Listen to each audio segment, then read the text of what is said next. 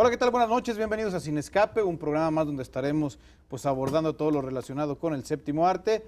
Hoy un tema pues que curiosamente, y no sé por qué, no lo habíamos tocado a lo largo de estos ya casi 3 años del programa, el expresionismo alemán, un tema del que pues va a dar mucho para platicar, de cómo surge, cuáles fueron esos trabajos que hicieron y qué fue lo que generó después, o las cintas que fueron de alguna manera influenciadas por esa corriente cinematográfica, con el panel que usted ya conoce. Estimado Rubén, Arturo Esquivel. exactamente, hemos hablado de muchos géneros, pero de corrientes cinematográficas muy pocas. Dogma, por ahí lo abordamos, En algún momento, sí. pero el expresionismo alemán es interesante. De hecho, en este momento vamos a cambiar del color al blanco y negro.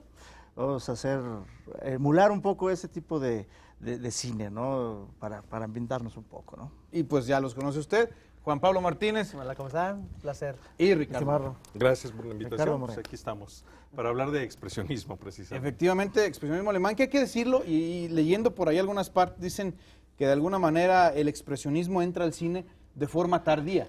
Hay quien lo pone así porque era ya tal vez dentro de la pintura, pues tenía ya algún tiempo. El teatro, la la música. el Sí, teatro, sí. exactamente. Se tarda un poco en entrar precisamente al cine, que de alguna manera, bueno, eran los inicios del séptimo arte. Sí, bueno, el término de expresionismo hay que ubicarlo en la Europa de transición de finales del siglo XIX, principios del XX, cuando se dan las vanguardias. Este movimiento artístico que tiene como objetivo principal pues romper todo lo que se concebía en la estructura del arte plástico, del arte narrativo, concebido en el periodo anterior. Y bueno, estas propuestas eran romper con estos esquemas. Hay una situación también ahí interesante que se está generando en Europa, se están calentando los ánimos, se está preparando para la Primera Guerra Mundial, hay ahí un ánimo bastante sombrío. Y bueno, efectivamente, si mal no recuerdo, es 1901, 1900 cuando aparecen los primeros trabajos a nivel plástico del expresionismo en Alemania. Va a ser un movimiento que no solamente se queda en la pintura, con Kokoschka, con Munch, va a extenderse poco a poco, llega la literatura con Kafka, llega al teatro, y se dice que llega de forma tardía, tarda más o menos 10 años para que aparezca la primera película que retoma estos elementos, que se le alcanzan a percibir en la plástica primero y después en la estructura narrativa, como precursores, sin duda alguna, de esta exploración de la psique humana, del ánimo que está permeando precisamente en la Europa prebélica a la Primera Guerra Mundial, y que de una u otra forma va a retratar esta parte de la naturaleza humana.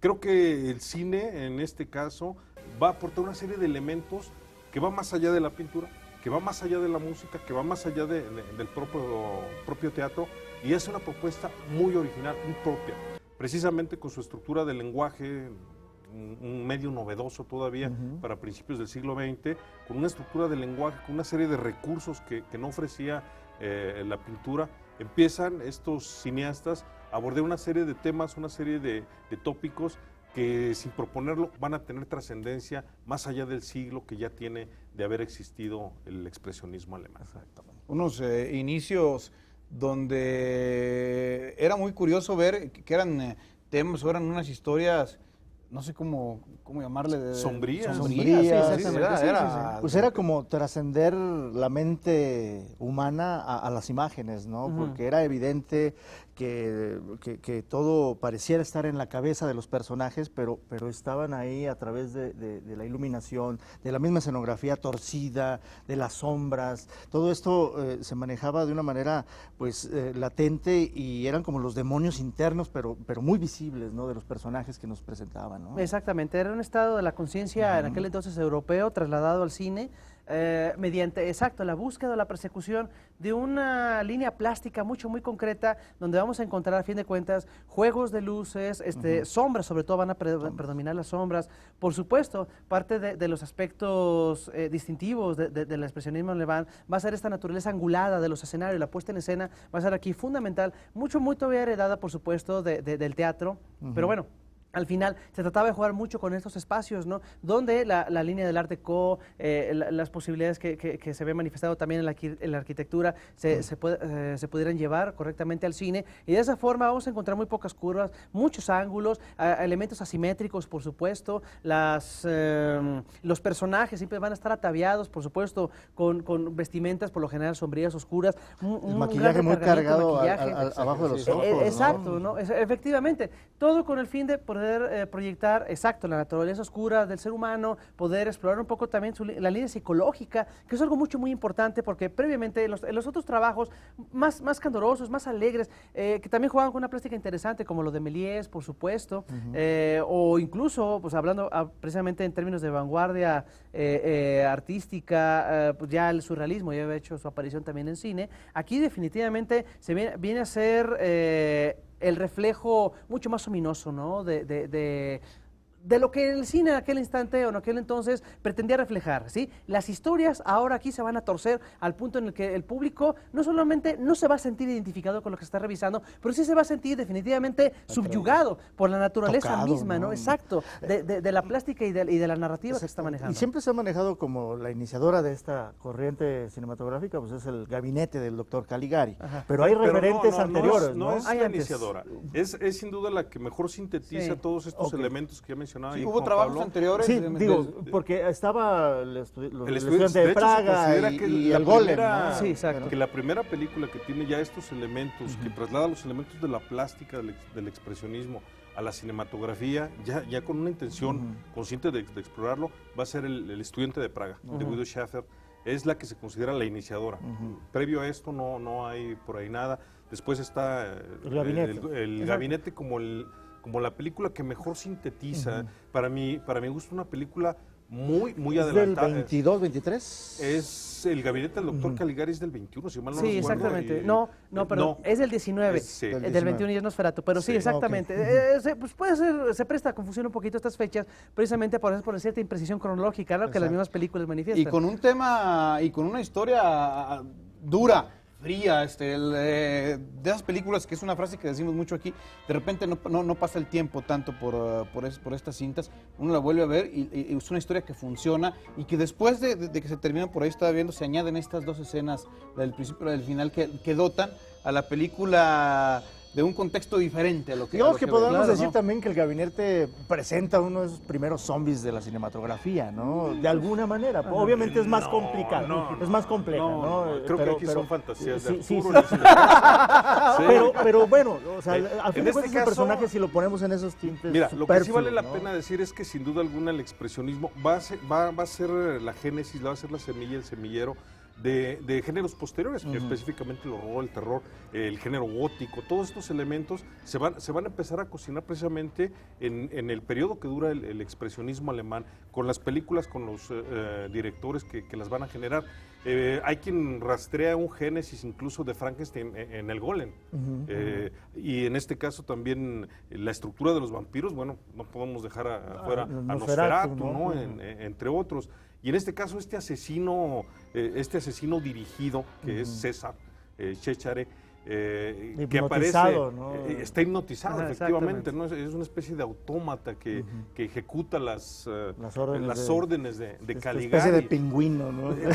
Pues eso era, Pues por ahí va sí. el rollo de Tim No, Burton. Tim Burton sí, es claro. una de las referencias hacia las Y creo que es muy audaz la película. Con estas dos escenas, principio y final, le da un giro en la narrativa Tremendo. muy audaz, muy adelantado a su tiempo. Y yo cuando estaba viendo La Isla Misteriosa de Scorsese, dije, estoy viendo Caligari. O Claro, sea, Scorsese Claro. definitivamente... Oye, y de hecho generaría después lo del famoso caligarismo, ¿no? Que Sí. sería un nombre que se utilizaría para definir a personajes que de repente tuvieran ciertas características, Es ¿no? que aquí hay una característica importante por señalar. Los cineastas, Robert Wagner, Fritz Lang, no dicen somos nosotros expresionistas. No, No lo es dicen. simplemente vamos las ideas, se empieza a generar y entonces pues ¿cómo nombro a este fenómeno que se está dando? pues caligarismo. Exacto. Esta parte que le ponemos de etiqueta, como siempre ocurre con todas las escuelas, los movimientos, es posterior, ¿no?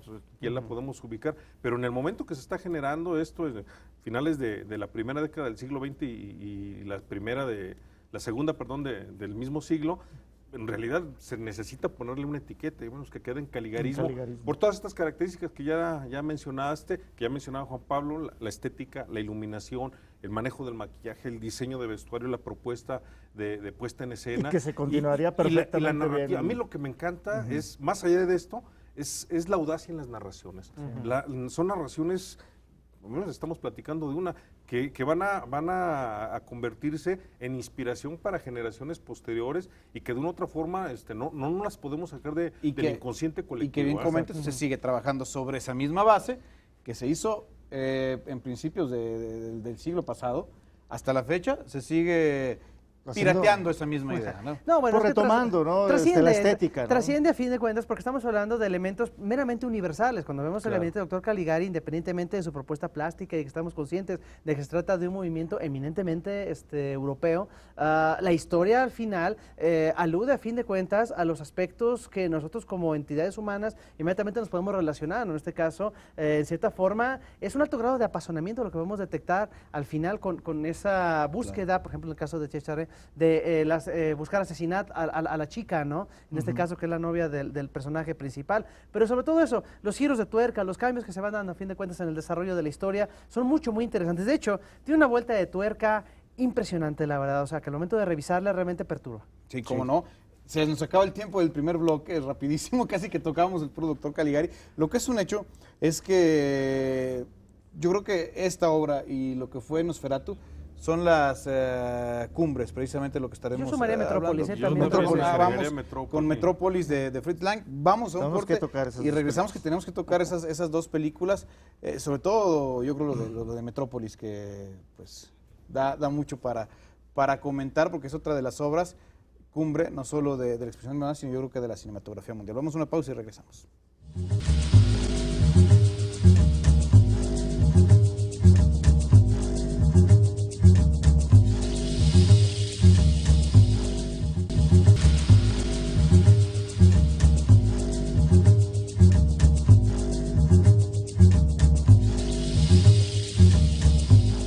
Seguimos aquí en Sin Escape hablando del expresionismo alemán y precisamente nos quedamos con ganas de hablar de Nosferatu el vampiro, una película de Murnau muy interesante, que por cierto, ahí como para la referencia, pues hay una película que se llama La sombra del vampiro, que se basa precisamente en la filmación de este film, obviamente con un toque de fantasía. Pero bueno, esta película que es parte del expresionismo alemán junto con Metrópolis, que también hace unos años se halló una copia extendida en Argentina de esta película y que inclusive hay un documental, bueno, siguen siendo un referente. Nosferatu el vampiro. Nosferatu. Sombras, es lo que yo recuerdo, el personaje que interpreta, bueno, el actor que interpreta a Orlok, el vampiro, Max Schreck, que deja verdaderamente perturbado, o sea, a quien ve esta película. A todos. Y obviamente el blanco y negro, ¿no? Que a lo mejor era el plus, pero todas las sombras, el juego que hace con las luces, es impresionante, ¿no? Lo que nos permite. Bueno, lo que pasa con Nosferatu se convierte prácticamente en la primera adaptación de la obra de Bram Stoker, con una serie de problemas. Los derechos legales. Sí, porque la viuda no lo soltaba. Casi se pierde la película, totalmente. Por esta cuestión legal. Por orden de la viuda de Bram Stoker, pues todavía, a quemar todas las películas. Todavía vivía y sobrevivió. Todavía tenía ejercicio precisamente de derechos legales, precisamente la viuda de Bram Stoker. O sea, hay por ahí toda una situación ahí de carácter legal. No la vemos. Por nada, no la vemos. Sin embargo, creo que es una obra génesis en la concepción de la mitología del vampiro. Mencionabas muy bien el manejo de las sombras. Aquí las sombras adquieren un protagonismo muy interesante que no habíamos visto en ninguna otra película. Hay varias escenas que después... Para dividir esta parte de medio del sueño, del cambio más bien como de planos. De plano, exactamente. Lo dividen de una forma muy curiosa.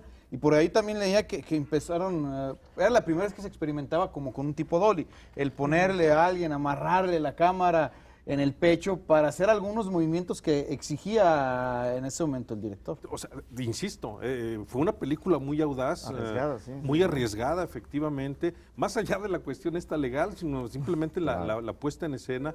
Un vampiro atípico, que creo que yo nada más me lo encontré una sola, bueno, a excepción de La sombra del vampiro, una sola vez este personaje en Silent Silent Blood, ¿no? Blood. La hora del vampiro le La hora del aquí, vampiro la le pasaban en pusieron el aquí en Canal México, 5. Ajá, sí, que exacto. fue una teleserie, después la distribuyeron como No, la película, pero Nosferatu bueno. de Werner Herzog. Y ¿no? Herzog, Bueno, que, sí, claro. que retoma. Pero esta estructura de la fisonomía de este vampiro, creo que no lo ¿Sabes dónde lo volvemos a retoma ver. Alex Proyas? Y de hecho hace una especie de homenaje al expresionismo alemán con Dark City. Sí, claro. En todos los Entonces, sentidos. básicamente es Sí, eso. El eso es. reloj, estos personajes extraterrestres que son como todos sí, el señor Mano, el vampirescos. señor Libro, todos Exactamente. son, exacto. Y los edificios que se tuercen para Exactamente. conformar esta ciudad, siempre en las sombras. Es muy interesante lo que No, hace Alex definitivamente Proyas, ¿no? Alex Proyas Más allá está- de Tim Burton. ¿no? Por Está supuesto. influenciadísimo, Exacto. precisamente, revisamos las obras. Pero finalmente Nosferatu trasciende, ¿no? Trasciende Sí, por sí, esos sí. elementos, manejo de la historia, experimental, atreverse a usar el negativo para marcar esta entrada, Transición, ¿no? esta transición al plano metafísico, extraño.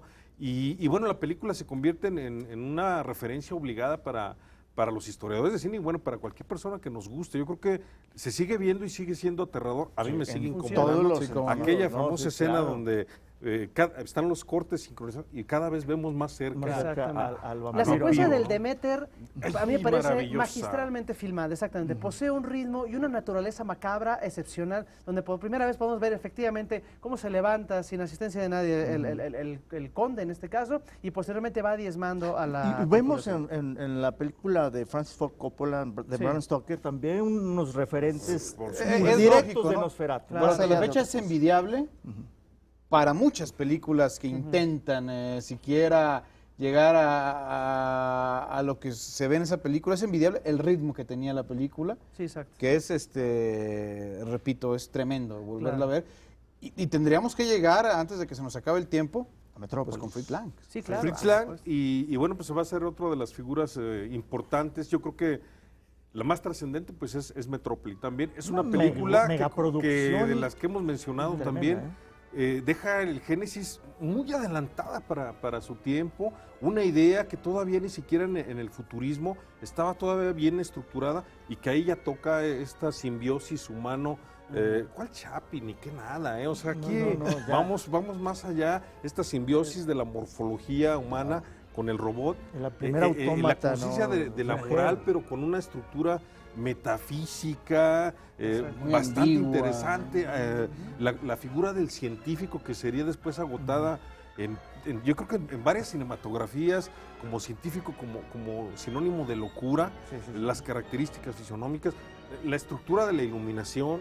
¿No? Y una vez más el género de ciencia ficción tomado como punto de partida para generar un discurso social, ¿no? En este caso, la distopía, por supuesto, Claro. que era un símil a toda la situación que se estaba generando en la sociedad europea en aquel entonces, con lo que respecta a esa desigualdad entre, perdón, obreros y empleadores. Pero que eso mismo desde el doctor Caligari venía muy marcado. La crítica, pues en ese momento, a la sociedad en la que se está viviendo en esos tiempos, venía ya muy marcado y creo que sí, con Metrópoli pues termina ya como la cumbre, ¿no? de esto. Empiezan, bueno, necesitaremos hacer ahí un breve paréntesis con respecto a la situación de Alemania, que está ocurriendo Claro. en Alemania, la ascensión del partido nazi a partir de los 20, la formación, los conflictos que se dan de carácter económico, toda esta estructura de una sociedad que está, insisto, calentándose, que se está poniendo sombría, como está Claro. reflejada Y ahí. que terminaría en que estos directores, o al menos los tres más importantes Sí. De la corriente. de la corriente, pues terminarían exiliados, o sea, terminan saliendo. Sí. Trabajando en De Hollywood. Alemania, algunos terminan en Francia, Fritz Lang termina en Hollywood, muriendo Sí. ya en los 70s, pero otros mueren muy prematuramente, en los 30s, en el 31 me parece que es la muerte De Karl Freud. de Sí, Karl Karl Freud, Freud, que es en el 31, exactamente. en Sí, Francia me exactamente. parece, ¿no? Sí. Sí, Y bueno, mencionar que gracias a esta inmigración que se dio, El expresionismo como tal dura alrededor de 3 lustros, más o menos. No llega a las 2 cuando décadas. mucho puede ser. Se disuelve por situaciones históricas, por situaciones de agotamiento, la Es que hay estructura que decirlo, social. las corrientes se dan en un momento Claro. Y tienen su muy, esplendor. muy particular Claro. y después y desaparecen, después se difuminan. y bueno, se diseminan de otra forma. Y esta parte que va a generar la migración, pues no solamente de los directores, fotógrafos, escenógrafos, músicos.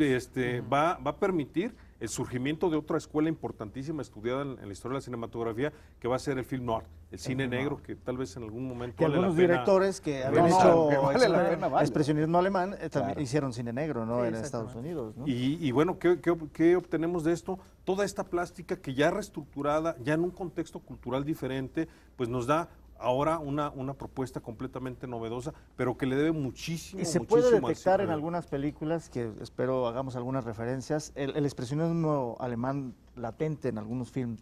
Desde Incluso el Ridley cine- Scott de Blade Runner. No, bueno, tenías que tocar. Blade Runner, ¿no? Por Vamos, pero sí, desde el sí, cine no. mexicano. El cine mexicano, En los Dos inicios del cine monjes, mexicano. vemos lo el- platicamos, El fantasma del convento. El fantasma del que es convento maravillosa la también. película. Y tiene, ves que el director dice, aquí, por supuesto sabía, que estuvo él viendo, claro. Nosferatu, aquí hay Sí, referencias, sí, totalmente. el uso de la escenografía, el decorado, sacarle provecho. Claro. Dices, por supuesto que aquí hay influencia, hay una... más allá de homenaje, yo diría que una cierta veneración, porque pues es que era, Sí, con era lo el que impacto, era crecieron, lo que ¿no? Era el estaban impacto, precisamente, ¿no? exactamente, Sí, sí, el sí. impacto que estaban teniendo y que se iba a ver reflejado hasta la fecha. Sí, porque Dos monjes y el fantasma del convento son de los años 30, ¿no? Son principios de Son los principios 30. de los 30. De hecho, son consideradas las dos Es- primeras películas de terror mexicanas. el Y cine estaban mexicano. muy, muy en el ambiente estas películas del Yo expresionismo sigo alemán, viendo ¿no? el fantasma del convento y me sigue pareciendo Tremenda, ¿no? Es maravilloso. perturbadora. Hay momentos, sobre todo el final, es tremendo. Pero regresando a Metrópoli, creo que hasta la fecha, volvemos otra vez a decir lo mismo. Uno la sigue viendo y funciona tremendamente. Funciona en todos los niveles. Volvemos, Sí, cómo no. sentido del ritmo, estructura plástica, dimensión de personajes. Por que es de eso, lo que adolece y creo en que muchas es aquí películas. donde los tres que han tenido la oportunidad de dar cátedra en muchas oportunidades, por eso se regresa a esas películas, no necesariamente porque sean tal vez lo primero de las primeras cosas que se filmaban, sino porque siguen siendo una forma de maestría al momento de desarrollar una historia, de plasmarla. Claro. Por eso es porque siempre se termina regresando a esas cintas, ¿no? Ujú, sí, efectivamente. Ahí está, por eso Hitchcock constantemente, él hacía referencia al movimiento expresionista de muchísimas de sus películas. Vértigo es una oda al expresionismo, ¿no? Con lo que respecta tanto a aspectos de temas como a todo lo que a fin de cuentas este movimiento realmente representaba. Nos quedamos muy encantados y deslumbrados con la plástica, por supuesto, pero eso también, por supuesto, los procesos de despersonalización de los personajes, de los individuos, ¿no? La naturaleza en cierta medida simbólica, ¿no? Al cual alude al final sobre este aspecto lúgubre que mora en el alma del sujeto, etcétera. Entonces, todo esto al final efectivamente termina terminándose en la visión de otros directores, de otras corrientes. Digo, caray, los franceses adoraban el expresionismo No, y sí. así lo manifestaron. Los neorrealistas adoraban el expresionismo y se nota en la creación de varios proyectos, ¿no? Hollywood adoraba el expresionismo y si uno ve hasta una cinta como Casablanca, vamos a ver a fin de cuentas, ¿no? La construcción de atmósferas Bueno, a nos ese está nivel. comentando nuestro asistente del programa Sin Escape, Ok. David Lynch con Cabeza Borradora. Bueno, también, ¿no? olvídate, hay muchos otros tantos creadores a ese nivel que precisamente conscientes de la naturaleza y de las posibilidades propias de ese movimiento aportan realmente a la narrativa, ¿no? Es cuando el movimiento trasciende el fenómeno meramente plástico, estético, y tal vez la propuesta que en su momento significaba para transformarse en una verdadera herramienta de Ahorita narración. recuerdo Rabbids. ¿Cuál? Rabbids de David Lynch. Rabbids. Ah, Rabbids, Es de- un sí, cortometraje. sí. Ay, caray. Sí, es Bueno, sí, perturbador. claro.